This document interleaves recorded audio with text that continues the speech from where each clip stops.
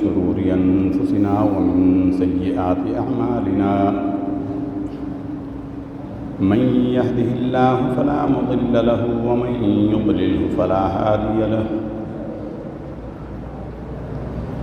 ونشهد أن لا إله إلا الله وحده لا شريك له ونشهد أن سيدنا وسندنا ونبينا وحبيبنا وشفيعنا محمدا عبده ورسوله أما بعد فقد قال الله سبحانه وتعالى في القرآن المجيد والفرقان الحميد أعوذ بالله من الشيطان الرجيم بسم الله الرحمن الرحيم ولكل أمة جعلنا منسكا ليذكروا اسم الله على ما رزقهم من بهيمة الأنعام فإلهكم إله واحد فله أسلموا وبشر المخبتين وقال الله سبحانه وتعالى في مقام آخر في شان حبيبه مخبرا وآمرا أعوذ بالله من الشيطان الرجيم إن الله وملائكته يصلون على النبي يا أيها الذين آمنوا صلوا عليه وسلموا تسليما اللهم صل على سيدنا ومولانا وحبيبنا وشفيعنا محمد وعلى آل سيدنا ومولانا وحبيبنا وشفيعنا محمد بعدد كل ذرة 100,000 مرة وبارك وسلم وصل عليه الصلاة والسلام عليك يا رسول الله وعلى آلك وأصحابك يا حبيب الله الصلاة والسلام عليك يا شفيع المذنبين وعلى آلك وأصحابك يا خاتم النبيين مولاي صل وسلم دائما أبدا على حبيبك خير الخلق كلهم هو الحبيب الذي ترجى شفاعته لكل هول من الأهوال مقتحم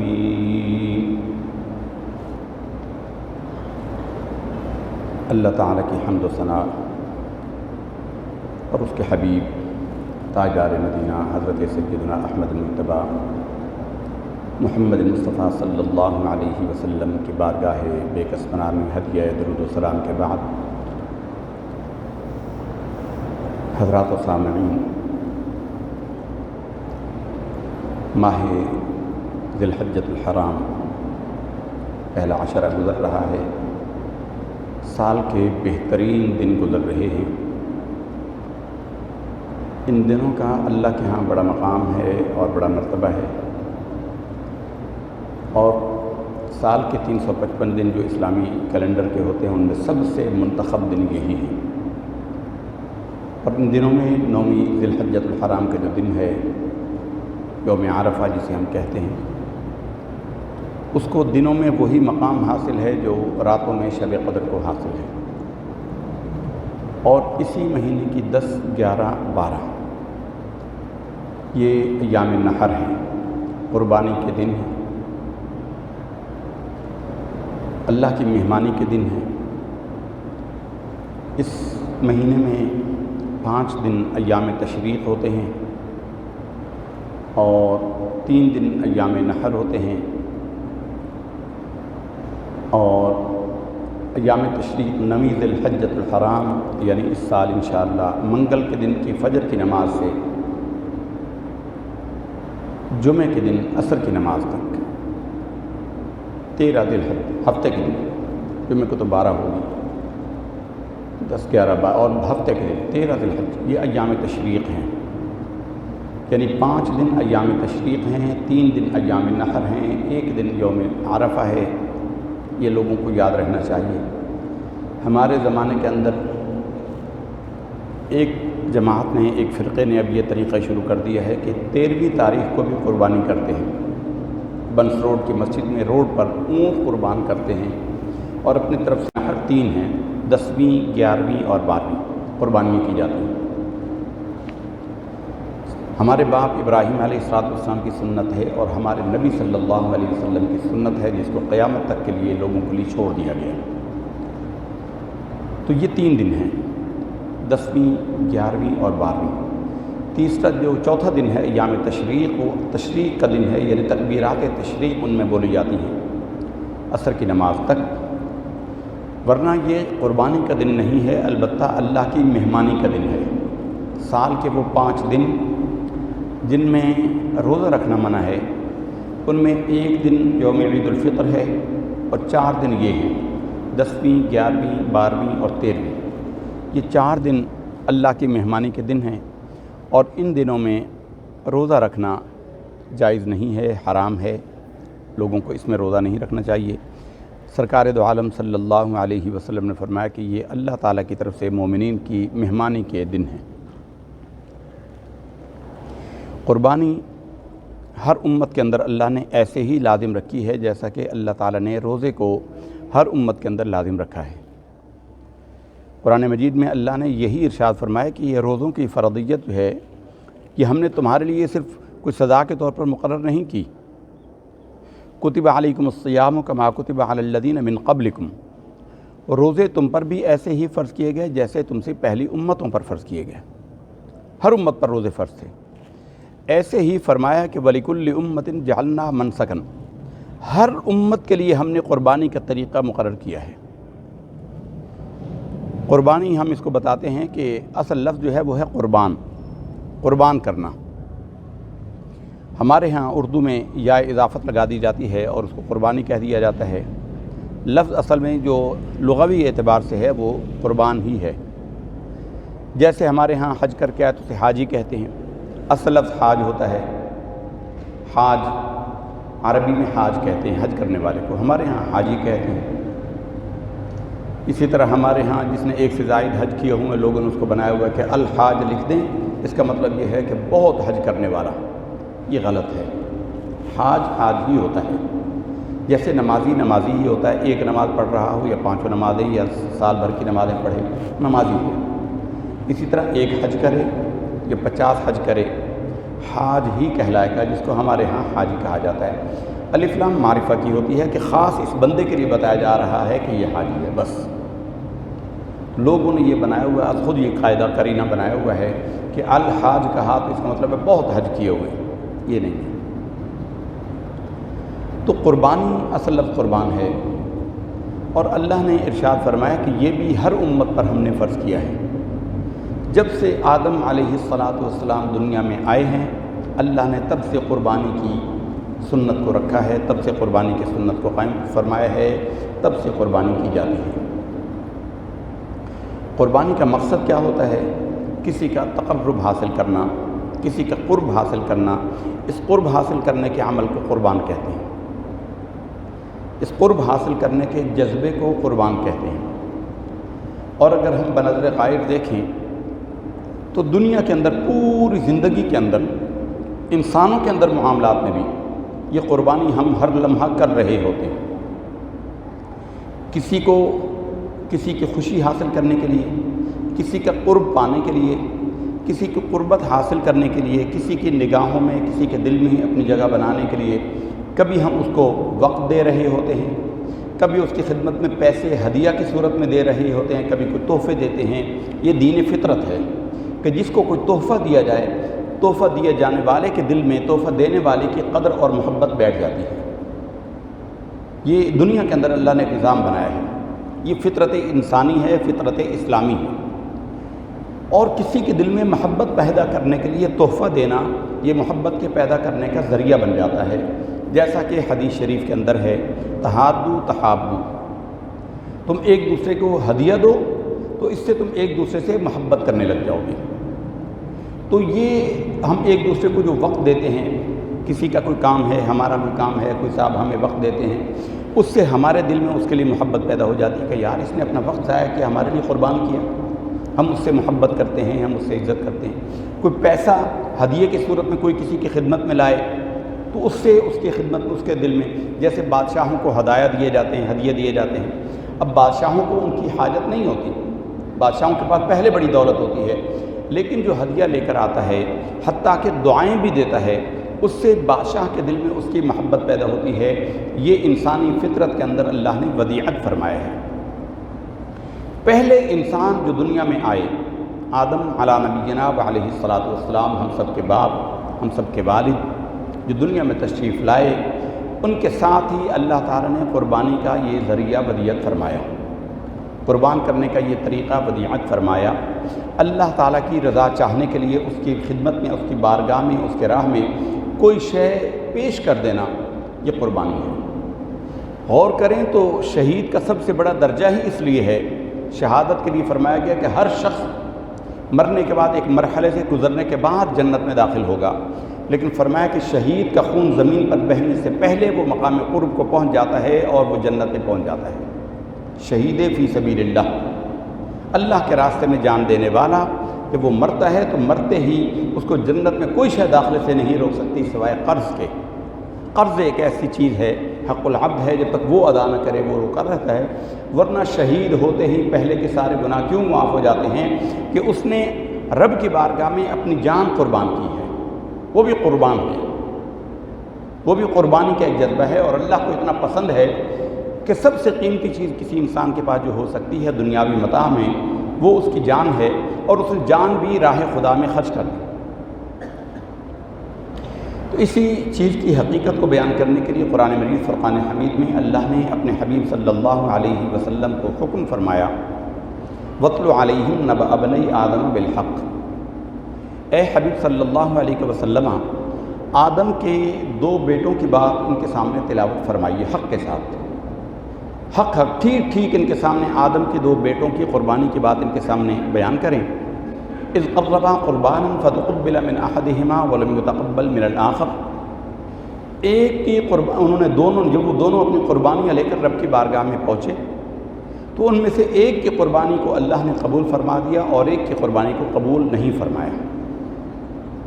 آدم کے دو بیٹے حابیل اور قابیل، حابیل مسلمان تھے، قابیل پہلا کافر ہے روئے زمین کا، اس نے انکار کیا تھا۔ اذ قربا قربانا فتقبل من احدهما ولم يتقبل من الاخر، تو جس کی قربانی قبول نہیں ہوئی اس نے قربانی قبول ہونے والے کو کہا لاقتلنک، میں ضرور تجھے قتل کر دوں گا۔ قال، تو حابیل نے کہا، حابیل نے اپنے بھائی کو کہا قابیل کو کہ تو جانتا نہیں انما یتقبل اللہ من المتقین، اللہ تعالیٰ قربانی قبول نہیں فرماتا سوائے اس کے جو متقی ہو، جو اخلاص کے ساتھ قربانی کرے، جو حالت تقویٰ میں قربانی کرے۔ تقویٰ ہم آپ کو کئی مرتبہ اس کی ڈیفینیشن بتا چکے ہیں۔ تقویٰ ایک کیفیت کا نام ہے، دل کی ایک خاص کیفیت جس کے اندر اخلاص موجود ہو، جس میں اللہ کا خوف اور خشیت موجود ہو، اس جذبے کے ساتھ جو قربانی کی جاتی ہے اللہ کی بارگاہ میں وہ بڑی قبول ہوتی ہے، وہ بڑی قبول ہوتی ہے۔ تو اس نے کہا میں تجھے قتل کر دوں گا۔ جرم کیا ہوا کہ اس کی قربانی قبول نہیں ہوئی۔ مفسرین کرام نے اس کی شرح میں یہ لکھا ہے، ایک معاملے میں، ایک لڑکی کے ساتھ شادی کے معاملے میں ان میں اختلاف ہو گیا، تو انہوں نے کہا کہ ہم اپنا فیصلہ رب سے کرواتے ہیں اور رب کی خدمت میں قربانی پیش کرتے ہیں، اور قربانی جس کی قبول ہو گئی وہ برحق ہوگا، جس کی قربانی رد ہو گئی وہ مقبول نہیں ہوگا۔ اب ذرا اس امت پر، امت محمدیہ پر اللہ کے احسانات کو دیکھیں۔ ہم قربانیاں کرتے ہیں، لاکھوں لوگ قربانیاں کرتے ہیں، لاکھوں لوگ حج کرتے ہیں، کسی کو نہیں پتہ ہوتا یقین کے ساتھ، قطعیت کے ساتھ کہ اس کی قربانی قبول ہوئی یا نہیں ہوئی، اس کا حج قبول ہوا یا نہ ہوا، اس کی نماز قبول ہوئی یا نہیں ہوئی، کوئی حتمی بات نہیں کر سکتا۔ اللہ نے سب کو پردے میں چھپا رکھا ہے۔ قیامت میں ان کا پردہ کھلے گا اس امت کا، قیامت کے دن پتہ لگے گا کہ کس کی قربانیاں قبول ہیں، کس کے حج قبول ہیں، کس کی نمازیں مقبول ہیں۔ دنیا میں اللہ رسوا نہیں فرماتا اس امتوں کے اندر، بلکہ حضور سے پہلے سب امتوں میں، حضور سے پہلے سب امتوں میں یہ تھا کہ قربانی کا مال جو ہے وہ کسی خاص مقرر کردہ جگہ پر، جو اس زمانے کے نبی مقرر کرتے تھے، وہاں پر رکھ دی جاتی تھی۔ جانور ہوتا ذبح کر کے رکھ دیتے، اناج ہوتا وہاں رکھ دیتے، غلہ ہوتا وہاں رکھ دیتے، پھل ہوتے وہاں رکھ دیتے، جو شے اللہ کے راستے میں صدقہ کرنی ہے، قربان کرنی ہے، وہ وہاں رکھ دیتے۔ اور آسمان سے بجلی نمودار ہوتی، اور جس کی قربانی قبول ہوتی تھی اس کی قربانی کے سامان کو وہ آگ جلا کر راکھ کر دیتی تھی، بھسم کر دیتی تھی، اور جس کی قربانی قبول نہ ہوتی وہ ویسی کی ویسی پڑی رہتی تھی۔ بلکہ مفسرین کرام نے تو یہاں تک لکھا ہے کہ جس کی قربانی قبول نہ ہوتی، درندے بھی اس گوشت کو نہیں کھاتے تھے، جانور بھی اس گوشت کو نہیں کھاتے تھے، اناج ہوتا تو پرندے بھی اس کو نہیں کھاتے تھے، وہ اللہ کی بارگاہ سے مردود ہو جاتا۔ تو دنیا سے ہی پتہ لگ جاتا تھا کہ یہ شخص اللہ کی بارگاہ کا مردود ہے، یہ راندے درگاہ ہے، یہ دھتکارا گیا ہے، اس کی قربانی قبول نہیں ہوئی۔ ہم میں سے تو ہر بندہ امیدوار ہوتا ہے، اللہ نے پردہ رکھا ہے اس امت محمدیہ کا، سب اس امید پر کرتے ہیں کہ اللہ نے اس کی قربانی کو قبول کر لیا۔ اللہ کرے جس کے دل میں اخلاص ہے، وہ اپنا اصل آئینہ تو انسان کے اپنے پاس ہے، ترازو اپنا پاس ہے، ہر بندہ تول لے، اپنے آپ کو جائزہ لے لے کہ وہ اس نے اخلاص کے ساتھ کیا۔ لیکن دنیا میں اللہ کسی کو رسوا نہیں کرتا اس امت کے اندر، اللہ سب کو یہ امید لگوائے رکھتا ہے۔ اللہ تعالیٰ کہتا ہے کہ میں نے تمہارا پردہ رکھا ہے، تم اپنے اندر اب اخلاص پیدا کرو۔ اس سال تمہارے اندر دکھلاوے کی نیت آ گئی، آئندہ سال اخلاص کے ساتھ کر لو، آئندہ سال آ گئی تو اس سے اگلے سال اخلاص پیدا کر لو۔ جب بھی ایک بھی تمہارا عمل قبول ہو گیا، تمہارا بیڑا پار ہو گیا، اس کی قربانی مردود ہو گئی، وہ غضبناک ہو گیا۔ بجائے اس کے یہ شیطانی سرشت ہے، فَأَلْهَمَهَا فُجُورَهَا وَتَقْوَاهَا، الہام کر دیا ہم نے اس میں نافرمانی اور گناہ کو بھی اور تقویٰ کو بھی، وہ سرکش ہو گیا۔ بس ہر لمحہ انسان کے پاس یہ معیارات ہیں اپنی طبیعت کو ناپنے کے کہ وہ رضائے الہی کا جویہ ہے، اللہ کی رضا کا طلبگار ہے یا شیطان کا پرستار ہے۔ شیطان کو جب بتایا گیا کہ تیری یہ غلطی ہے، وہ سرکش ہو گیا، وہ اکڑ گیا، اللہ کو چیلنج کرنے لگ گیا۔ اور آدم علیہ السلام حالانکہ ان کے پاس عذر تھا، وہ کہہ سکتے تھے کہ اے اللہ، اس شیطان نے میرے سامنے قسمیں کھائی تھیں، وَقَاسَمَهُمَا إِنِّي لَكُمَا لَمِنَ النَّاصِحِينَ، شیطان نے ان دونوں کے سامنے قسمیں کھائیں اور کہا کہ بے شک میں تمہارا خیر خواہ ہوں۔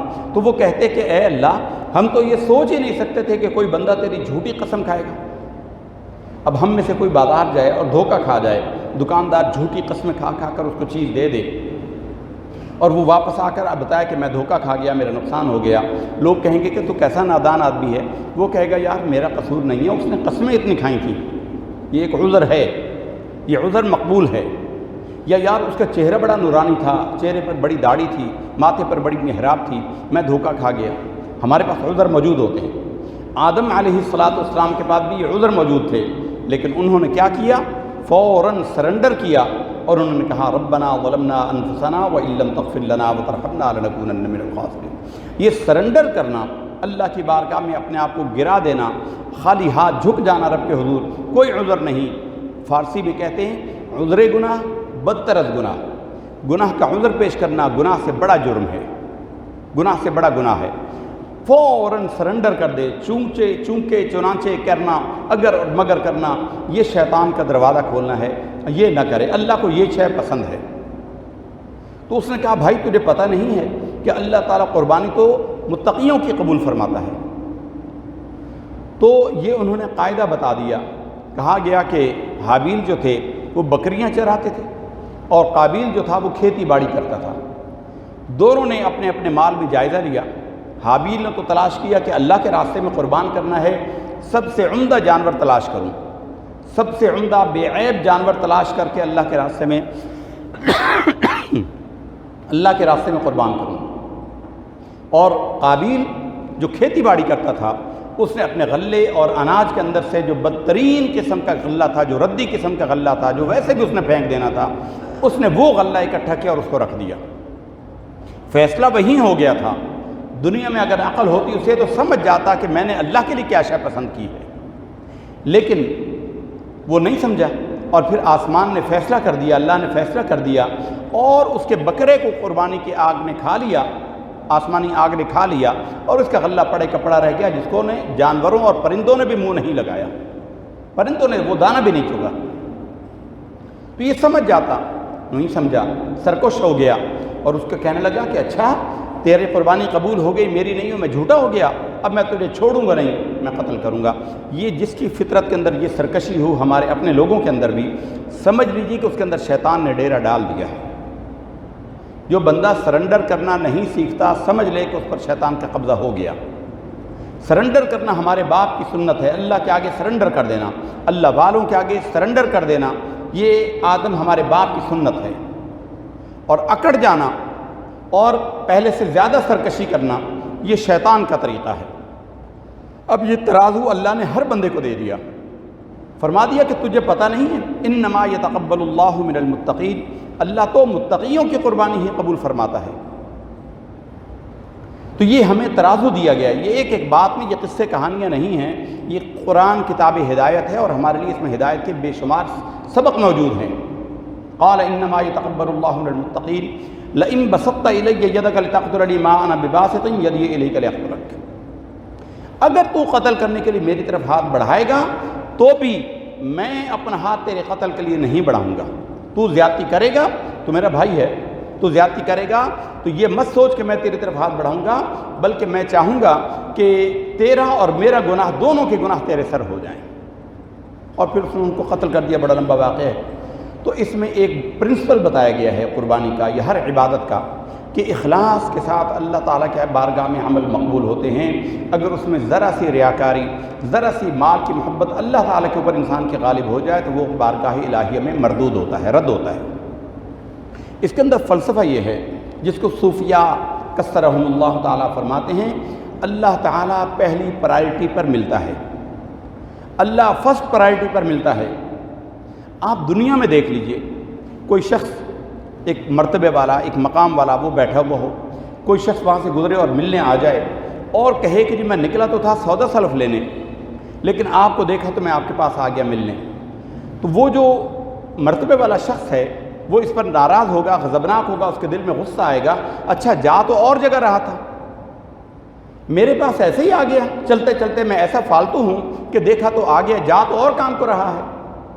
اللہ پہلی ترجیح پر ملتا ہے، اللہ کو ملنے جاؤ، اللہ کے ساتھ معاملہ کرو، اس دوران کوئی اور کام کر لو تو ٹھیک ہے کہ میں حضرت صاحب سے ملنے جا رہا ہوں، چونکہ میں جا رہا ہوں، واپسی پر فلاں جگہ سے میں کوئی چیز لیتا ہوں گا، یہ قبول ہے۔ یہ مسائل حج میں بھی یہی ہے، مسائل حج میں کہ کوئی شخص حج کرنے جائے، نیت اس کی حج کرنا ہو، وہ چاہے کہ حج کرنے جا رہا ہوں تو چونکہ عرب شریف میں فلاں چیز کی ڈیمانڈ ہے، میں یہ سامان لے جاؤں، وہاں بیچ لوں گا، خرچہ نکل آئے گا، تو یہ جائز ہے۔ حج کے دوران تجارت کرنا جائز ہے، لیکن کوئی تجارت کرنے کی غرض سے جائے، اس کی بنیاد تجارت کرنا ہو، اور وہ کہے کہ تجارت کرنے تو مدینہ مکہ جا ہی رہا ہوں، میں حج بھی کرتا ہوں گا، یہ حج مقبول نہیں ہے۔ اللہ پہلی پرائرٹی پر ملتا ہے، اللہ سب سے زیادہ غیرت والا ہے، اللہ سب سے زیادہ عزت والا، سب سے زیادہ غیرت والا ہے، اس کی غیرت کسی کو قبول نہیں کرتی کہ کوئی اس کے اندر شرکت کرے یا اس پر کسی اور کو ترجیح دے۔ یہ قربانی کا بنیادی فلسفہ ہے۔ تو نے اپنے غلے کے اندر سے سب سے ردی مال پیش کیا، میں نے اپنے جانوروں میں سب سے عمدہ مال پیش کیا، یہ میرے دل کی کیفیت تھی کہ میں رب کے حضور پیش کر رہا ہوں۔ یہ جانور مال یہ کس نے دیا ہوا ہے؟ اللہ نے دیا ہوا ہے۔ تجھے غلہ کس نے دیا تھا؟ اللہ نے دیا تھا۔ تو پیش کر رہا ہے جو تیری بارگاہ میں ویسے ہی پھینکنے والا ردی مال ہے، اور میں وہ پیش کر رہا ہوں جو میرا سب سے اعلیٰ مال ہے۔ اللہ نے یہ پرنسپل بتا دیا قرآن مجید میں، اور یہ مضمون جگہ جگہ مختلف پیراوی میں اللہ نے بیان فرمایا ہے۔ اللہ پہلی ترجیح پر ملتا ہے، اللہ کی رضا بندے کو پہلی ترجیح پر حاصل ہوتی ہے۔ جب بندہ سیکنڈ پرائرٹی پر اللہ کو لے آئے، اللہ کبھی اسے قبول نہیں کرتا۔ اللہ ہمارا محتاج تھوڑی ہے، ہم اس کے محتاج ہیں، پہلا قدم ہم ہی نے بڑھانا ہے۔ تو فرمایا کہ اس نے بتا دیا، قیامت تک کے لیے اصول قائم کر دیا کہ انما یتقبل اللہ من المتقین، متقیوں کی قربانی قبول ہوتی ہے۔ تو یہ ہمیں قربانیوں میں خاص خیال رکھنا چاہیے۔ قربانی کے دن آ رہے ہیں، ہر ایک اپنی نیت کو خالص کر لے۔ ابھی تک بھی اگر قربانی کی نیت خالص نہیں ہے، اس میں ریاکاری اور دکھلاوے کی آمیزش ہے، ملاوٹ ہے، وہ اس کو خالص کر لے۔ اگر یہ خالص نہ ہوگی، ایک حلال جانور کا گوشت تو وہ کھا لے گا، لیکن قربانی کا ثواب نہیں فرمائے گا، کیونکہ اللہ رب العزت نے قرآن مجید میں خود فرمایا ہے لن ینال اللہ لحومها ولا دماؤها ولکن ینالہ التقوی منکم۔ اللہ کے ہاں تمہاری قربانیوں کے گوشت نہیں پہنچتے یا نہ خون پہنچتے ہیں، بلکہ اللہ تعالیٰ کو تمہاری قربانیوں کے اندر جو تمہارا تقوی ہے وہ پہنچتا ہے۔ تقوی اللہ کی بارگاہ میں مقبول ہوتا ہے۔ انما یتقبل اللہ من المتقین، جو حابیل نے کہا تھا قابیل کو، اللہ نے اپنے طور پر اس کو بیان فرمایا، یہ تو اللہ کے بندے کی زبان سے نکلا۔ اللہ نے خود فرمایا کہ لن ینال اللہ لحومها ولا دماؤها ولکن ینالہ التقوی منکم، تمہارا تقوی اس کی بارگاہ میں پہنچتا ہے۔ تقوی اللہ کی بارگاہ میں قبول ہوتا ہے اخلاص کے ساتھ، اللہ کی رضا کے لیے۔ ہاں، اس میں اپنی خوشی کے اظہار کے لیے جانور کو گھمانا پھرانا یہ ریاکاری بھی نہیں ہے، یہ تکبر میں نہیں ہے۔ بندہ خوشی کا اظہار کرتا ہے کہ مجھے اللہ نے یہ توفیق دی ہے، اور تکبر ہو یا ریا ہو اس کا تعلق دل سے ہے۔ دل اگر صاف ہے تو جیسا بھی کرتا پھرے۔ اللہ تعالیٰ نے قرآن مجید میں خود فرمایا ہے کہ اگر ان تبدوا الصدقات فنعما ہی، اگر تم اللہ کے راستے میں خرچ کی جانے والی چیزوں کو ظاہر کرو بہت اچھا ہے، اور اگر اس کو چھپاؤ ان تبدوا الصدقات فنعما ہی وان تخفوها وتؤتوها، اور اگر تم اس کو چھپاؤ اور دو وہ تمہارے حق میں زیادہ بہتر ہے۔ تو اس لیے اس نیت سے کہ ہمیں اللہ نے توفیق عطا فرمائی ہے، ہم قربانی کر رہے ہیں، اس کو جانور کو سیر کرا رہے ہیں، ہوا لگوا رہے ہیں، تو گھمانا مرا نہیں ہے، لیکن اس نیت کے ساتھ کرنا کہ لوگ دیکھیں اور کہیں کہ واہ جی فلاں نے آج ڈاکٹر صاحب نے بڑا اچھا بکرا لیا، مولوی صاحب نے بڑا عمدہ جانور خریدا ہے، فلاں نے بڑا عمدہ جانور خریدا ہے، تو وہ مردود ہو جائے گا قربانی کے جذبے سے۔ وہ صرف ایک حلال جانور کو ذبح کر کے حلال گوشت کھا لے گا، گوشت حلال ہوگا، حرام نہیں ہوگا، لیکن وہ قربانی کے جذبے کو نہیں پہنچے گا۔ تو پہلا اصول، سب سے اصل الاصول جو ہے قربانی میں، وہ کیفیت تقوی ہے، دل کے اندر تقوی ہونا چاہیے۔ دوسرے یہ کہ یہ نبی کریم صلی اللہ علیہ وسلم کی سنت سمجھ کر کریں۔ حضور نبی کریم صلی اللہ علیہ وسلم نے اس کو کیا حضرت ابراہیم کی سنت سمجھ کر، ان کے حضور کے والد تھے، حضور کے آباء و اجداد میں ابراہیم علی نبینا علیہ الصلوۃ والسلام خلیل اللہ۔ تو حضور سے پوچھا گیا ما هذه الاضاحی یا رسول اللہ صلی اللہ علیہ وسلم، یہ قربانیاں کیا ہیں؟ آپ صلی اللہ علیہ وسلم نے فرمایا سنت ابیکم ابراہیم، تمہارے باپ ابراہیم کی یہ سنت ہے۔ وما لنا یا رسول اللہ صلی اللہ علیہ وسلم، اس میں ہمارے لیے کیا ہے؟ تو آپ صلی اللہ علیہ وسلم نے فرمایا کہ جانور کے ہر بال کے بدلے میں تمہارے لیے نیکی ہے، جتنے بال ہیں اتنی نیکیاں ہیں، ہر بال کے بدلے میں اللہ تعالیٰ نیکی عطا فرماتا ہے۔ تو اس نیت کے ساتھ سرکار دو عالم صلی اللہ علیہ وسلم کی سنت سمجھ کر کیا جائے۔ عبداللہ بن عمر رضی اللہ تعالیٰ عنہما فرماتے ہیں کہ رسول اللہ صلی اللہ علیہ وسلم ہر سال 2 دمبے ذبح کرتے تھے، جو اندھیرے میں دیکھتے، اندھیرے میں بیٹھتے، اندھیرے میں چلتے تھے۔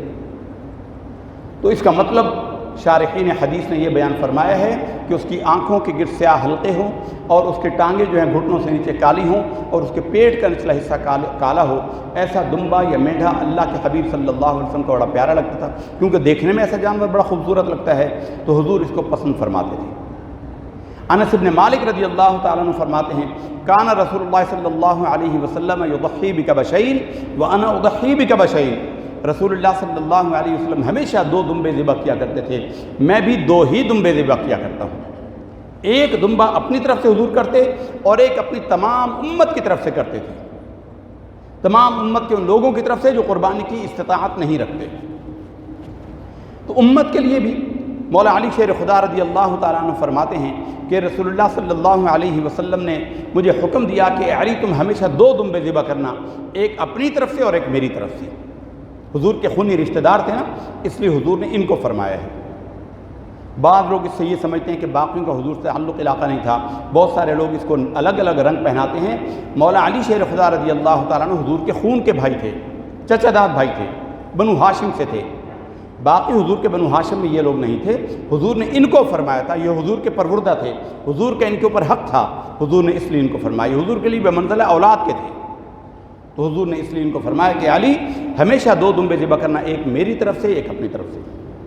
تو قربانی میں یہ مسئلہ طے کر دیا گیا، قربانی میں یہ مسئلہ اللہ تعالیٰ نے یہ ہمیشہ کے لیے رکھ دیا کہ ایک بندے کی طرف سے ایک دمبا یا بکرا یا بھیڑ یا بکری یہ قربان کی جائے گی، ایک بندے کی طرف سے، یا بدنا۔ بدنا کہتے ہیں گائے کو یا اونٹ کو، احناف کے ہاں، شوافے کے ہاں صرف اونٹ کو بدنا کہتے ہیں، گائے کو بدنا نہیں کہتے۔ لیکن سچ یہی ہے، حقیقت یہی ہے کہ جس جانور میں 7 حصے دار ہو سکتے ہوں وہ بدنہ کہلاتا ہے۔ اور 7 حصے دار حدیث صحیح سے ثابت ہے، گائے کے اندر اور اونٹ کے اندر، دونوں کے اندر موجود ہوتے ہیں۔ گائے اور اونٹ دونوں بدنہ ہیں جن میں 7 حصے دار شامل ہو سکتے ہیں، اس لیے اس کو بدنہ کہا گیا ہے۔ اس کو بھی سرکار دو عالم صلی اللہ علیہ وسلم کی طرف سے سنت قرار دیا گیا، بلکہ حج کے موقع پر آپ صلی اللہ علیہ وسلم نے اونٹوں کو ہی نحر فرمایا۔ یہ قربانی شکرانہ مال کی قربانی ہے، شکرانہ صحت کی قربانی ہے، شکرانہ اولاد کی قربانی ہے کہ اے اللہ تیرا شکر ہے تو نے ہمیں یہ نعمتیں عطا فرمائیں۔ جو صاحب نصاب ہو، پاکستانی کرنسی میں 40-45 ہزار روپے کا مالک ہو، 40 سے 45 ہزار روپے کا مالک، اور قربانی کے ان 3 دنوں کے اندر ہو جائے، اس پر قربانی واجب ہے۔ جیسا کہ ہم بتاتے ہیں کہ فتنوں کا زمانہ ہے، نئے نئے فتنے نکلتے ہیں۔ کوئی کہہ رہا ہے کہ ایک خاندان کی طرف سے یہ قربانی ہوتی ہے، قربانی ایک فرد کی طرف سے ہوتی ہے۔ کئی جگہ ایسا ہوتا ہے کہ شوہر کہتا ہے کہ اس سال میں نے اپنی طرف سے کر دی، اگلے سال بیوی کی طرف سے کر دیں گے۔ اگر بیوی صاحب نصاب ہے، بیوی کے پاس زیور ہے، تو وہ قربانی کرے گی اپنی طرف سے، چاہے شوہر سے پیسے لے، چاہے ادھارے پیسے لے، دونوں صورتیں نہیں ہیں تو اپنے مال میں سے کچھ بیچے اور اس کے بدلے میں قربانی کرے۔ یہ قربانی کرنا اس پر واجب ہے، اور یہ اتنا بڑا واجب ہے اور سرکار کی بارگاہ میں ایسا پسندیدہ ہے کیونکہ اس سے خاص واقعے کی طرف ہماری توجہ جاتی ہے۔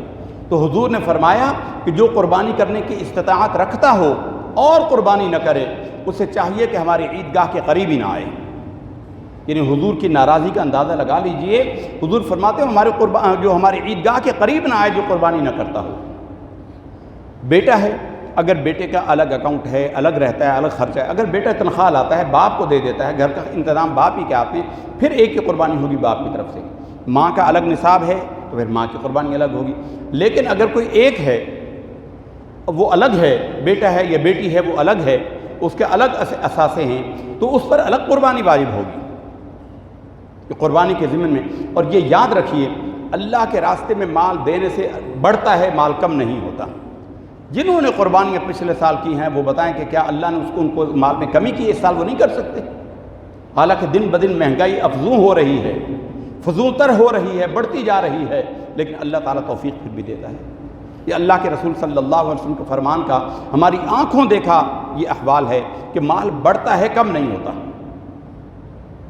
تو برادران گرامی، قربانی ہمیں خاص واقعے کی یاد دلاتی ہے۔ قربانی یہ خاص اللہ تعالیٰ کی رضا میں فنا ہو جانے کا جذبہ ہمیں سکھاتی ہے۔ سنت ابیکم ابراہیم، ابراہیم ار کے رہنے والے، عراق کا ایک شہر ار جو زمانے میں نمرود کا پایا تخت تھا، پھر وہاں سے ستائے گئے۔ قرآن مجید میں پورا واقعہ ہے۔ بت پرستی پر مجبور کیا جاتا تو آپ انکار کرتے تھے، بتوں کو گھسیٹتے تھے، ان کو برا بھلا کہتے تھے، ان کو توڑتے تھے، یہاں سے نکالے گئے۔ آگ میں ڈالنے کا واقعہ یہیں پر پیش آیا، ار میں۔ پھر یہاں سے آپ نے ہجرت فرمائی، پہلا جوڑا آپ کی چچا زاد حضرت سیدہ سارہ رضی اللہ تعالی عنہ سے آپ کا نکاح ہوا اور آپ کے ساتھ رہنے لگی۔ کہا جاتا ہے کہ اللہ تعالیٰ نے جنتی حوروں کے جو جتنا حسن اللہ نے عورتوں کے لیے رکھنا تھا، ان میں اللہ تعالیٰ نے 99% حسن جو ہے وہ جنت کی حوروں کے لیے روک لیا۔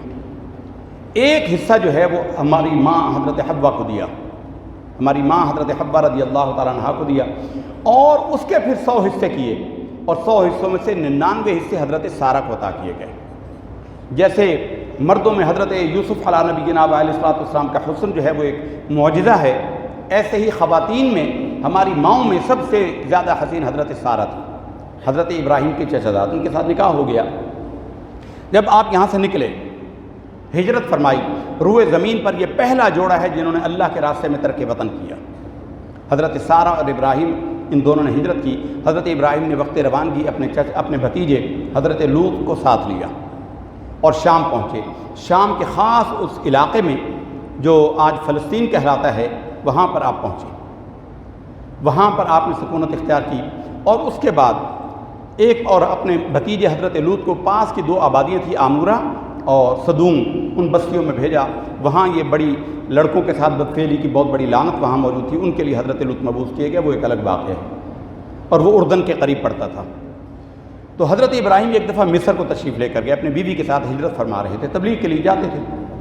وہاں کے بارے میں معروف ہے کہ وہاں کا بادشاہ بہت ظالم بادشاہ تھا، اور وہ کنواری لڑکیوں کو کچھ نہیں کہتا تھا، لیکن شادی شدہ کوئی عورت ہوتی تو اس کے شوہر کو قتل کرا دیتا تھا اور عورت پر قبضہ کر لیتا تھا۔ حضرت ابراہیم علیہ السلام وہاں جب گئے تو بادشاہ کو پتہ چلا کہ بہت حسین خاتون آئی ہیں، اس کے ساتھ ایک مرد ہے۔ حضرت سارہ کو حضرت ابراہیم نے کہا کہ اگر تجھے وہ پوچھیں تو تم ان کو بتانا کہ تم میری بہن ہو۔ ابراہیم سے پوچھا گیا کہ یہ کون ہے؟ کہا یہ میری بہن ہے۔ بیوی کو بہن کہنا تو اس کا مطلب یہ ہے، یہ ایک توریہ کا لفظ ہے۔ توریہ کہتے ہیں کہ وہ چیز جس میں کہنے والے کی نیت کچھ اور ہو اور سننے والا اس سے کوئی اور مطلب سمجھتا ہو، اس کو توریہ کہتے ہیں۔ مراد یہ تھا کہ یہ میری اسلامی بہن ہے، مسلمان بہن ہے، ہر مسلمان مرد اور بہن بھائی ہے، یہ میری مسلمان بہن ہے۔ تو ظاہر جو ہے وہ لفظ بہن اس کے سامنے سمجھ میں آیا، انہوں نے سمجھا یہ کماری، اس نے اس پر قبضہ کر لیا، ان پر قبضہ کر لیا اور ان کو اپنے حرم میں لے کر گیا۔ جب ان کے ساتھ دست درازی کا ارادہ فرمایا، اللہ کے خلیل کی عزت تھی، اللہ نے اس کو شل کر دیا، مفلوج ہو گیا۔ دل میں کہا کہ یہ کوئی جادوگرنی ہے، دل میں کہا کہ اب نہیں چھیڑوں گا اسے، توبہ کی، دل میں بعد آیا تو اللہ نے ٹھیک کر دیا، پھر گناہ کا ارادہ کیا، پھر آگے بڑھا، پھر ایسا ہوا، 3 بار ایسا ہوا تو گھبرا گیا اور کہنے لگا کہ جیسی تو جادوگرنی ہے ایسی ہی ایک جادوگرنی میرے پاس ہے۔ وہ تھی حضرت ہاجرہ رضی اللہ تعالیٰ عنہ۔ حضرت ہاجرہ ایک اور بادشاہ کی بیٹی تھی، اور حضرت ہاجرہ جو ہے وہ اس ملک پر اس نے قبضہ کیا تھا تو اس کی بیٹی کو یہ اغوا کر کے لے آیا تھا۔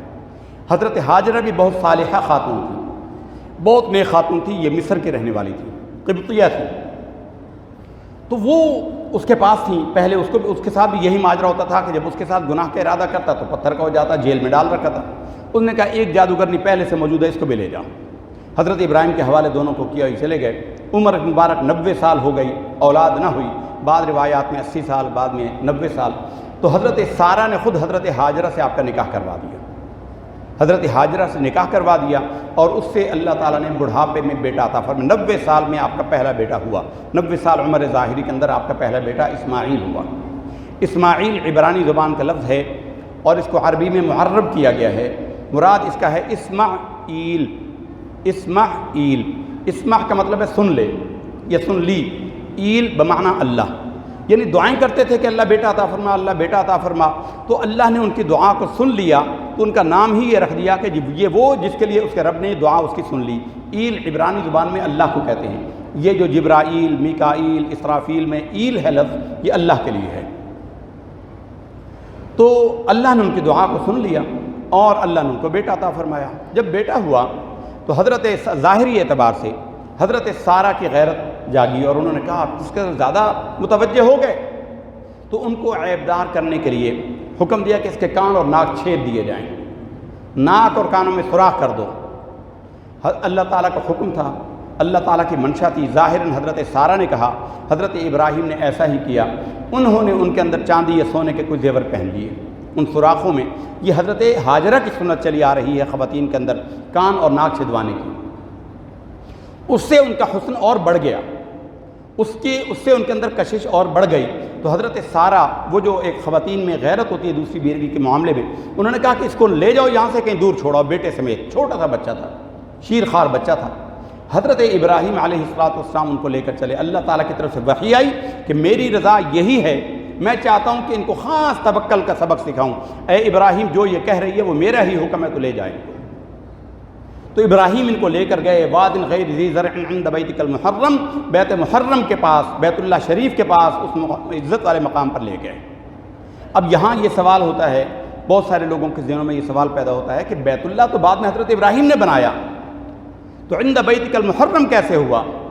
حرمت والا گھر پہلے سے کیسے مراد تھا؟ تو صحیح یہ ہے کہ بیت اللہ شریف حضرت ابراہیم نے تیسری مرتبہ تعمیر کیا، تیسرے معمار ہیں۔ اولاً جب اللہ تعالیٰ نے دنیا میں کسی کو نہیں بھیجا تھا، جبریل امین کے ذریعے اللہ نے بیت اللہ شریف کو تعمیر کروایا تھا، یہ بنائے اول ہے بیت اللہ کی۔ پھر جب حضرت آدم علیہ السلام آئے تو اللہ تعالیٰ نے جبریل امین کے ذریعے ان کی رہنمائی کی اور ان کو بتایا کہ یہاں وہ میرا گھر بناؤ جہاں تم عبادت کرو گے۔ یہ کیسے ممکن ہے؟ قرآن مجید میں رب فرماتا ہے ان اول بیت وضع للناس، پہلا گھر جو اللہ کی عبادت کے غرض سے لوگوں کے لیے بنایا گیا۔ تو اتنے نبی آئے، حضرت ابراہیم سے پہلے ہزاروں نبی آئے اور گزر گئے، تو کیا ان کے لیے عبادت گاہ نہیں تھی؟ وہ یہ بیت اللہ تھا، یہ آدم نے بنایا تھا۔ پھر زمانے کی گردش سے وہ عمارت گر گئی، اس کے نشان، ان کی بنیادیں رہ گئیں۔ پھر حضرت ابراہیم علیہ السلام نے اس کو بنایا تھا، تو وہ بیت المحرم وہ پہلے موجود تھا، اس کی بنیادیں موجود تھیں۔ چنانچہ بنائے ابراہیمی کے بارے میں قرآن مجید میں رب کریم نے یہ فرمایا ہے کہ وَإِذْ يَرْفَعُ إِبْرَاهِيمُ الْقَوَاعِدَ مِنَ الْبَيْتِ وَإِسْمَاعِيلُ، یاد کرو جب ابراہیم اسماعیل کے ساتھ مل کر بیت اللہ کی بنیادوں پر عمارت کھڑی کر رہے تھے، بنیادیں پہلے موجود تھیں۔ وہاں پر حضرت ابراہیم حضرت ہاجرہ اور ان کی بیٹے کو چھوڑ کر آئے۔ حضرت سارہ نے کہا ان سے کلام نہیں کرنا۔ حضرت ابراہیم علیہ السلام مڑنے لگے، تھوڑا سا ستو تھا، تھوڑا سا پانی تھا، جتنا ہو، اور وہ وادی ایسی تھی جس کو قرآن نے وادٍ غیر ذی زرع کہا، جاندار کا نام و نشان نہیں تھا، سبزے کا نام و نشان نہ تھا، اور وہاں پر حضرت ابراہیم نے اپنے بیٹے اور اپنی بیوی کو جو 90 سال کے بعد ملا تھا، جنگل بیابان کے اندر جہاں خوف آتا ہے، دن میں بھی سناٹا ہوتا ہے، وہاں چھوڑا، اور اسماعیل علیہ السلام وہاں پرورش پانے لگے، اور بڑا طویل واقعہ ہے، ظاہر وقت زیادہ ہو گیا، اور وہیں زمزم نکلا، پھر سارے معاملات ہوئے۔ پھر حضرت اسماعیل علیہ السلام جب بڑے ہو گئے، پھر اللہ کی طرف سے حکم آیا، فلما بلغ معه السعي قال يا بني اني ارى في المنام اني اذبحك فانظر ماذا ترى۔ پھر یہ اللہ کا حکم آیا جب وہ بچہ اپنے باپ کے ساتھ دوڑ بھاگ کے قابل ہو گیا، جب وہ بچہ اپنے باپ کے ساتھ دنیا بھر کے کاموں میں، کسی کا ایک ہی بیٹا ہو، اولاد کے لیے ماں باپ دیکھ دیکھ کر جیتے ہیں کہ یہ بڑا ہوگا تو باپ کا بازو بنے گا، ماں کے بڑھاپے کا سہارا بنے گا۔ اب وہ بچہ جب اس مرحلے پر آیا، پہلے تو اللہ نے اتنے عرصے کے بعد اولاد عطا فرمائی، اور اولاد ذرا سی ہوئی تو اللہ نے فرمایا کہ جنگل بیابان کے اندر چھوڑا۔ اب یہ کتنا بڑا امتحان ہے، ہر صاحب اولاد اس بات کو سمجھ سکتا ہے۔ چند دن کے لیے بچہ، پیارا بچہ نگاہوں سے اوجھل ہو جائے، ماں باپ کلپنے اور تڑپنے لگ جاتے ہیں، لیکن حضرت ابراہیم کو حکم ہوا یہ چپ کر کے چھوڑ آئے۔ پھر جب وہ بچہ دوڑنے بھاگنے کے قابل ہوا، اللہ نے فرمایا کہ ان کو ذبح کر دے۔ خواب دیکھا 3 راتیں، بڑا طویل واقعہ ہے، تو اللہ نے فرمایا کہ اس کو ذبح کر دے۔ تو حضرت ابراہیم علیہ السلام نے اپنے بیٹے سے کہا یا بنی انی ارا فی المنام، اے میرے بیٹے میں نے خواب میں دیکھا۔ اور یہ بات یاد رہے کہ نبیوں کے خواب وحی ہوتے ہیں، نبیوں کے خواب حجت ہوتے ہیں، اور کسی کا خواب حجت نہیں ہوتا۔ غیر نبی کا خواب حجت نہیں ہوتا، نبی کا خواب حجت ہوتا ہے، نبی کا خواب وحی ہوتا ہے۔ کوئی ظاہراً کتنا بڑا اللہ کا ولی ہو، لیکن وہ کوئی ایسا کام دیکھے جس میں ظاہراً کوئی ظلم یا ظاہراً کوئی خلاف شریعت حکم ہو، تو وہ نہیں مانا جائے گا۔ وہ یہ کہہ کر نہیں کہہ سکتا کہ مجھے خواب ہوا ہے تو میں یہ کروں گا۔ اس کا اپنا دل مطمئن ہو، اس کی ذات تک ہو، اور کسی کو نقصان نہ پہنچتا تو عمل کر سکتا ہے۔ پیر صاحب نے خواب دیکھا، مریدین صادق ہیں، مریدین کے سامنے انہوں نے بیان کیا، مریدین مان لیں ان کی سعادت ہے، نہ مانے تو محرومی ہے، لیکن کفر اور اسلام اس پر واقع نہیں ہوتا۔ اگر کوئی بندہ اپنے ہی مرشد کا، اپنے ہی امام کا، اپنے ہی شیخ کا، اپنے کسی بڑے کا خواب دیکھا ہوا کہہ دے کہ میں اسے نہیں مانتا، تو وہ کافر نہیں ہوگا، شقی ہو جائے گا اگر وہ خواب سچا ہے تو، محروم ہو جائے گا، لیکن کافر نہیں ہوگا۔ لیکن نبی کے خواب کا انکار کرنا کفر ہے، کیونکہ نبی کا خواب وحی ہوتا ہے۔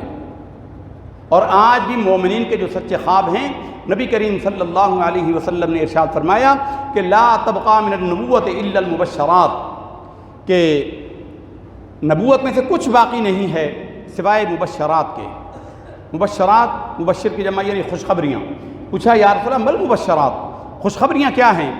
فرمایا الرؤیا الصالحہ، اچھے خواب یہ نبوت کا، فرمایا کہ یہ نبوت کا 46واں حصہ ہے۔ قیامت تک کے لیے جو مومنین صالحین اچھے اللہ کے ولی خواب دیکھتے ہیں، وہ نبوت کا 46واں حصہ ہے، یعنی اس میں اللہ تعالیٰ کی طرف سے کوئی رمز، کوئی اشارہ ہوتا ہے۔ خوابوں کے اسرار اور رموز پر ہم پہلے گفتگو کر چکے ہیں، انشاءاللہ بشرط زندگی توفیق الہی پھر کسی اور موقع پر ریمائنڈ کرائیں گے آپ کو کہ خوابوں کے اندر اسرار اور رموز کیا ہوتے ہیں۔ لوگ خوابوں کے بارے میں افراط اور تفرید کا شکار ہیں، کوئی کہتے ہیں کہ یہ ہمارے وسوسے اور خیالات ہوتے ہیں، اور کوئی کہتے ہیں نہیں اس میں کوئی سبق ہے، سبق اچھا ہے یا برا ہے، پھر یہ الگ الگ باتیں ہیں۔ خوابوں کے حوالے سے انشاءاللہ ہم کسی اور موقع پر تفصیلی گفتگو کریں گے۔ تو نبی نے خواب دیکھا کہ وہ بیٹے کو ذبح کرتے ہیں، انہوں نے بیٹے کو کہا، اور بیٹے کے بارے میں اللہ نے عطا کرنے سے پہلے کہا تھا فبشرناہ بغلام حلیم، ہم ان کو ایک بردبار بیٹے کی ہم نے خوشخبری دی۔ فبشرناہ بغلام حلیم، یہ اسماعیل، اور جب اسحاق کی باری آئی فبشرناہ بغلام علیم، ہم نے علم والا بیٹا ان کو عطا کیا۔ ان کے لیے الگ لفظ ہے، ان کے لیے الگ لفظ ہے، فبشرناہ بغلام حلیم۔ انہوں نے کہا یا بنی انی ارا فی المنام انی اذبحک فانظر ماذا تری، قال، بیٹے نے کہا یا ابت افعل ما تؤمر، اے ابا جان وہ کریے جس کا اللہ نے آپ کو حکم دیا ہے۔ ستجدنی انشاءاللہ من الصابرین، آپ جب یہ کام کریں گے مجھے ذبح کرنے کا تو آپ انشاءاللہ مجھے صبر کرنے والا پائیں گے۔ صبر والا حلیم ہوتا ہے، صبر کرنے والا حلیم ہوتا ہے۔ حلم ایک بردباری کی کیفیت کو کہتے ہیں۔ اللہ کے ناموں میں بھی ایک نام حلیم ہے۔ عربی لغت کے اعتبار سے حلیم بہت ہی بڑے صبر کرنے والے کو کہتے ہیں۔ حلیم عربی میں دراصل اس اونٹ کو کہتے ہیں جس اونٹ بیٹھا ہوا ہو اور بچے ٹہنیاں لے کر اس کے ناک کے نتھنوں میں گھسا رہے، بچے شرارتی ہوتے ہیں، ان کے ناک کے نتھنوں میں تنکے پھیر رہے ہیں، کانوں میں سرسراہٹ کر رہے ہیں، اس کو چھیڑ رہے ہیں، گدگدا رہے ہیں، اور اونٹ یوں کر کے بیٹھا رہتا ہے۔ جیسے بھینس بیٹھی رہتی ہے، بھینس سے بچے کھیلتے ہیں، اوپر چڑھتے ہیں، کودتے ہیں، دیہات میں رہنے والوں نے دیکھا ہے، تو وہ بھینس نہیں ہلتی اپنی جگہ سے۔ جانور کی اس کیفیت کو حلم کہتے ہیں، اور ایسے جانور کو حلیم کہتے ہیں، یعنی غصے میں نہیں آتے تھے۔ بیٹے نے کہا ستجدنی انشاءاللہ من الصابرین، اے ابا جان ہم قریب آپ مجھے صبر کرنے والا پائیں گے۔ فلما اسلما، پھر جب دونوں نے اللہ تعالیٰ کے حکم کو مان لیا، وَتَلَّهُ لِلْجَبِينِ، اور زمین کی طرف اس کی پیشانی کو ٹکا دیا، الٹی طرف سے ذبح کرنے لگے۔ بیٹے نے کہا تھا ابا جان ذبح کریں، منہ میرا زمین کی طرف لٹا دیں، میرے چہرے کو دیکھ کر آپ کو رحم نہ آ جائے اور آپ اللہ کے حکم سے رک نہ جائیں، میرا منہ نیچے کر کے اوپر سے گردن چھری چلا دیں۔ ستجدنی انشاءاللہ من الصابرین، فلما اسلما، جب ان دونوں نے اللہ کے حکم کو مان لیا۔ اسلما عربی کے جتنے الفاظ ہیں ان کا تعلق اس کی لغت کے اعتبار سے بہت زیادہ اونٹ سے ہے۔ اونٹ عربی معاشرت کا بنیادی حصہ تھا، بنیادی ترین۔ اس کا گوشت کھاتے تھے، اس کا دودھ ان کی غذا تھی، اس کے کھال سے یہ اپنے خیمے بناتے تھے، اس کا گوشت، اور اس پر سفر کرتے تھے، اونٹ پر ان کی معیشت تھی۔ تو اسلم جو ہے یہ بھی اونٹ کا ایک نام ہے۔ اذ قال له ربه اسلم قال اسلمت لرب العالمین، جب اللہ نے فرمایا ابراہیم کو کہ گردن کو جھکا دے، قال اسلمت لرب العالمین، کہا ابراہیم نے کہ میں نے اپنے رب العالمین رب کے آگے سر کو جھکا لیا۔ اسلم اس اونٹ کو کہتے ہیں جو اونٹوں کی لمبی قطار ہو، 8 10 15 20 اونٹ ہوں، جنہوں نے اونٹوں کو قطار میں چلتے دیکھا ہے صحرا میں، ایک 5 سال کا 6 سال کا بچہ بھی ان کی رسی کو پکڑ لے اور آگے آگے چلے تو وہ اونٹ گردن جھکائے اس کے پیچھے چل پڑتے ہیں، حالانکہ وہ چھوٹا سا بچہ ہے اور اونٹ کتنا طاقت کا پہاڑ ہے، لیکن وہ بچے کی بات کو مان لیتا ہے، اس کے پیچھے پیچھے سر کو جھکا دیتا ہے۔ سر کے جھکا دینے کے عمل کو اسلام کہتے ہیں۔ ہم مسلمان ہیں، ہم نے اللہ کے حکم کے آگے گردن کو جھکا لیا ہے، یہ ہمارا دعویٰ ہے، دعویٰ اسلام ہے۔ اب اس پر ہم کتنا پورا اترتے ہیں، اس بات کے لیے ہمارے استاد کہتے تھے بیٹے یہ گریبان جو اللہ نے دیا نا، یہ اس لیے دیا کہ جھانکیں، ہر بندہ خود اپنے گریبان میں جھانک کر جائزہ لے لے کہ وہ اللہ کے حکم کے آگے کتنا سر کو جھکاتا ہے، اللہ کے نبی کے حکم کے آگے کتنا سر جھکاتا ہے۔ تو یہ جو بچے کو ذبح کرنے کے انہوں نے لٹایا، وَتَلَّهُ لِلْجَبِينِ فَنَادَيْنَاهُ أَن يَا إِبْرَاهِيمُ، ہم نے پکارا اس کو ابراہیم کو، اے ابراہیم، قد صدقت الرؤیا، بے شک تو نے اپنا خواب سچ کر دیا، قد صدقت الرؤیا، بے شک تو نے اپنے خواب کو سچ کر دیا۔ فَنَادَيْنَاهُ أَن يَا إِبْرَاهِيمُ قد صدقت الرؤیا إِنَّا كَذَلِكَ نَجْزِي الْمُحْسِنِينَ، بے شک ہم نیکیاں کرنے والوں کو ایسا ہی بدلہ دیتے ہیں۔ وَفَدَيْنَاهُ بِذِبْحٍ عَظِيمٍ، اور ہم نے ان کو ذبح عظیم کا فدیہ دے دیا۔ وَفَدَيْنَاهُ، ہم نے فدا کر دیا اس کے اوپر ذبح عظیم کو۔ یہ ذبح عظیم کون تھا؟ مفسرین نے، قدیم مفسرین نے اس کے بارے میں بیان فرمایا، وہ جو حابیل نے بکرا ذبح کیا تھا، مینڈھا ذبح کیا تھا، حابیل نے جو مینڈھا ذبح کیا تھا اس کو اللہ نے جنت کی چراگاہوں میں چرایا اور وہ جنت کے باغوں میں پلا۔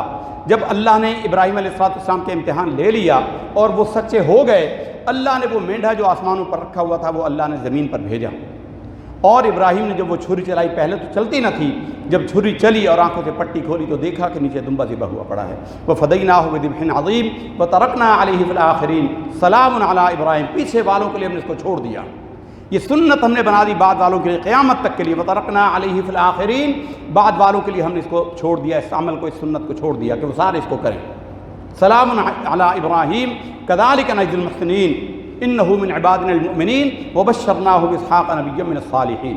اب اس واقعے کے بعد اللہ نے فرمایا کہ ہم نے ان کو اسحاق کی خوشخبری دی۔ یہ وضاحت اس لیے ضروری ہے کہ بہت یہودی یہ کہتے ہیں کہ وہ جو ذبح کیا گیا تھا وہ اسحاق تھے۔ ذبح کے واقعے کے بعد اللہ تعالیٰ نے فرمایا کہ ہم نے ان کو خوشخبری دی جو حضرت سارہ سے پیدا ہوئے تھے، اسماعیل ہاجرہ سے پیدا ہوئے تھے اور حضرت اسحاق سارہ سے پیدا ہوئے رضی اللہ تعالیٰ عنہما، ان دونوں سے یہ پیدا ہوئے، الگ الگ نام سے ہیں، باپ دونوں کے ایک ہیں ابراہیم علیہ السلام۔ تو یہ اس سنت کی یاد ہے، اتنے خلیل کی جو یاد ہو آج لوگوں نے طرح طرح کے افسانے تراش لیے، طرح طرح کی باتیں کرتے ہیں۔ پہلے تو منکرین حدیث کا ایک ٹولہ نکلا تھا غلام پرویز کی قیادت میں، انہوں نے تو یہ کہنا شروع کر دیا کہ یہ قربانی کرنے کی ضرورت کیا ہے، اتنے ہزارہا لاکھوں جانوروں کو ذبح کرنا یہ بڑا ظلم ہے، اس کے بدلے میں غریبوں کی مدد کر دی جائے، اس کے بدلے میں فلاں چیز میں مدد کر دی جائے۔ جو اس طرح کی باتیں کرتے ہیں غریبوں کی مدد کرنے کے، یہ کبھی میلاد شریف کے موقع پر کہتے ہیں، کبھی اہل سنت کے کسی پروگرام پر کہتے ہیں، اور بڑے جو ظالم ہیں وہ اسلامی شعار یعنی قربانی پر بھی یہ ہاتھ صاف کرتے ہیں، حالانکہ وہ لینڈ کروزر میں پھر رہے ہوتے ہیں۔ انہیں کہو تیرے سفر مہران میں پورا ہو سکتا ہے، تو اس کو چھوڑ کر لینڈ کروزر کو اس کے پیسے غریبوں میں صدقہ کر دے اور تو مہران میں سفر کر لے۔ اپنے لیے نہیں کریں گے، اور جو اسلام کے متفقہ شعار ہیں ان پر کلہاڑی چلاتے ہیں۔ تو اللہ کے نبی صلی اللہ علیہ وسلم سے پوچھا گیا کہ ما ھذہ الاضاحی یا رسول اللہ، یہ قربانیاں کیا ہیں؟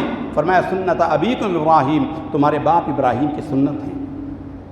اور حضور نے اس کی اتنی تاکید فرمائی اور نہ کرنے والوں پر ایسا غضب فرمایا کہ جس کو اللہ تعالیٰ وسعت دے، استطاعت دے اور وہ قربانی نہ کرے، وہ ہمارے عیدگاہ کے قریب ہی نہ آئے۔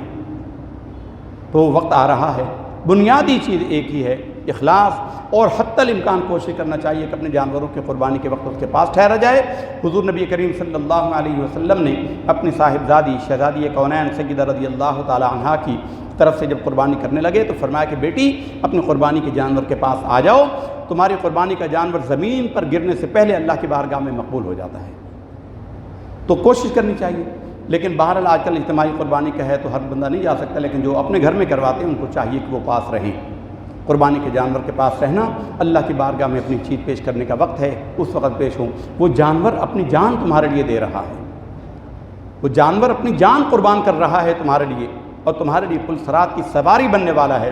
تو اس لیے برادران گرامی، قربانی کی اہمیت کو بھی سمجھیے، قربانی کے روح کو بھی سمجھیے کہ یہ اخلاص خالص اللہ کی رضا کے لیے کیا جائے، دکھلاوے کے لیے نہیں۔ بہت سارے لوگوں کو کہتے سنا یار اس دفعہ تو گنجائش نہیں تھی، بچوں نے مجبور کر دیا، میں نے لے لیا۔ تو بچوں کے لیے ہے، اللہ کے لیے نہیں ہے۔ بڑے بڑے جو بیوروکریٹس ہوتے ہیں، بڑے بڑے افسر، ان کی بیویاں وہ کہتے ہیں جی فلاں کا بیل جو ہے وہ 1.25 لاکھ کا آیا ہے، تو نے 2 لاکھ کا لانا ہے۔ یہ قربانیاں نہیں ہیں، یہ گوشت ہے، حلال گوشت ہے۔ جو رضا الہی کے لیے کرے، جو تجھے استطاعت ہے اس کے مطابق تو اچھے سے اچھا جانور جو تیری استطاعت ہے، اس کے 12,000 15,000 کی بھی بکری مل جاتی ہے۔ جس کے پاس زیادہ گنجائش نہیں وہ بکری لے لے، گنجائش پر ہے۔ جو اللہ تعالیٰ تو تمہارے دل کی نیت کو دیکھتا ہے۔ ان اللہ تعالیٰ ینظر الی قلوبکم واعمالکم ولکن ینظر الی صورکم واعمالکم۔ اللہ تعالیٰ تمہارے دلوں کو اور تمہاری نیتوں کو دیکھتا ہے، تمہارے چہروں اور تمہاری ظاہری چیزوں کو نہیں دیکھتا۔ وہ اخلاص کے ساتھ کریں، اللہ کی رضا کی نیت سے کریں۔ جانور وہ آپ کا صدقہ ہو رہا ہے، اس کی خوب خدمت کریں، اس کو تکلیف نہ پہنچائیں، اس کے ساتھ کوئی سختی نہ کریں، اس کو پیار اور محبت سے رکھیں۔ ایک بلکہ صوفیاء کرام میں سے فرماتے ہیں کہ جانور کے اوپر جو قربانی کے لیے ہے، اس کے بالوں پر جو گزرنے والا بھی ہاتھ پھیرے، جتنے بالوں پر ہاتھ وہ پھیرتا ہے اتنے بالوں کی نیکی اللہ تعالیٰ ہاتھ پھیرنے والے کو بھی دے دیتا ہے۔ یہ جان، میری جان، اس بیل کی جان، اس بکری کی جان، اس چیونٹی کی جان، جان اللہ کی طرف سے روح ہے، سب کی یکساں ہے۔ وہ تمہارے لیے اپنی جان کو قربان کر رہا ہے۔ حضور کے سامنے ایک بکری کو ایک صاحب گھسیٹتے ہوئے لے کے جا رہے تھے، وہ بکری نے حضور سے فریاد کی کہ یا رسول اللہ مجھے ذبح کرنے کے لیے لے جا رہا ہے، ایسا گھسیٹتا ہوا لے کے جا رہا ہے۔ سرکار نے اس کو کہا کہ یہ دیکھ، یہ تیرے لیے اپنی جان قربان کر رہی ہے، اللہ نے اسے تیری غذا بنایا ہے، لیکن تو اس پر رحم فرما۔ اور بکری کو کہا کہ بکری تو اپنے رب کی رضا پر راضی ہو جا۔ تو بکری نے سر کو جھکا لیا اور اس کے پیچھے ایسے ایسے چلی جیسے گھاس کھانے جا رہی ہو، حالانکہ وہ ذبح ہونے جا رہی تھی۔ تو یہ ان کی جان بھی ہماری طرح کی قیمتی جان ہے، اللہ کو یہ جان بھی اتنی ہی پیاری ہے، اس کے اندر بھی اللہ نے ویسی ہی روح پھونکی جیسے ہمارے اندر ہے۔ تو ان کی قدر، ان کا خیال رکھیں، ان کا لحاظ رکھیں، ان کی خدمت کریں۔ ہر عمل تمہارے لیے نیکی بن جائے گا، اور اللہ تعالیٰ کی بارگاہ میں بخشش قبول ہو جائے تو تمہارے بخشش کا ذریعہ بن جائے گا۔ سبحان ربک رب العزت عما یصفون وسلام علی المرسلین والحمد للہ رب العالمین۔